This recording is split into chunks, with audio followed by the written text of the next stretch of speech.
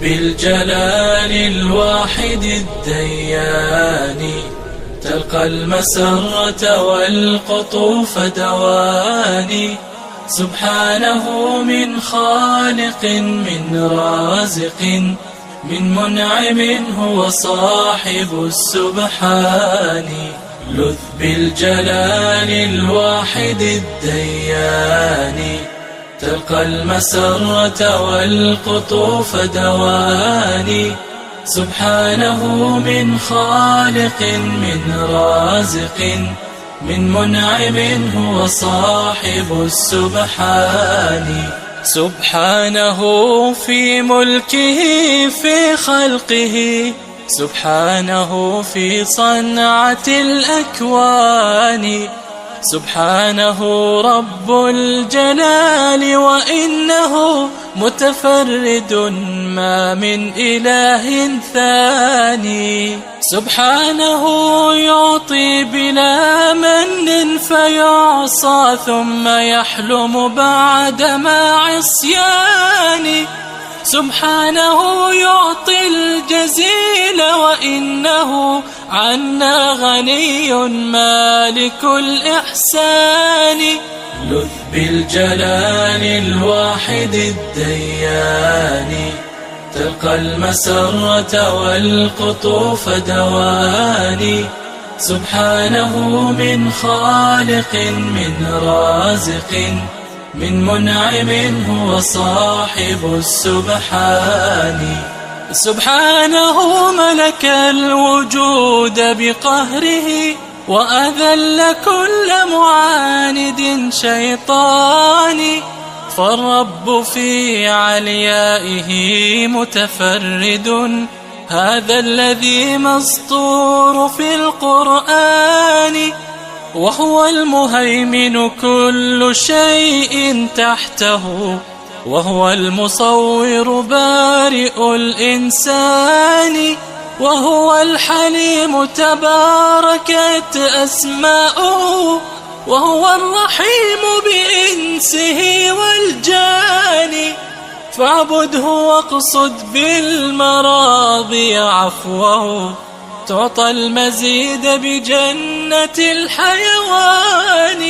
لذ بالجلال الواحد الديان تلقى المسرة والقطوف دواني.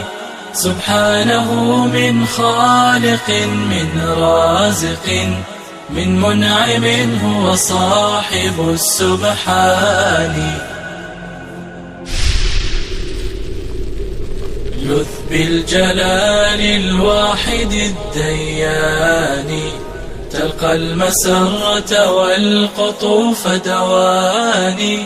سبحانه من خالق من رازق من منعم هو صاحب السبحان.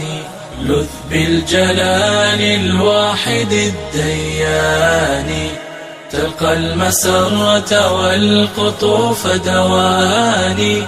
سبحانه من خالق من رازق من منعم هو صاحب السبحان. سبحانه في ملكه في خلقه، سبحانه في صنعة الأكوان. سبحانه رب الجلال وإنه متفرد ما من إله ثاني. سبحانه يعطي بلا من فيعصى ثم يحلم بعدما عصيان. سبحانه يعطي الجزيل وإنه عنا غني مالك الإحسان. لذ بالجلال الواحد الديان تلقى المسرة والقطوف دواني. سبحانه من خالق من رازق من منعم هو صاحب السبحان. سبحانه ملك الوجود بقهره وأذل كل معاند شيطان. فالرب في عليائه متفرد، هذا الذي مسطور في القرآن، وهو المهيمن كل شيء تحته، وهو المصور بارئ الإنسان، وهو الحليم تباركت أسماؤه، وهو الرحيم بإنسه والجان. فاعبده واقصد بالمراضي عفوه، تعطى المزيد بجنة الحيوان. لذ بالجلال الواحد الديان، تلقى المسرة والقطوف دواني. سبحانه من خالق من رازق من منعم، هو صاحب السبحان.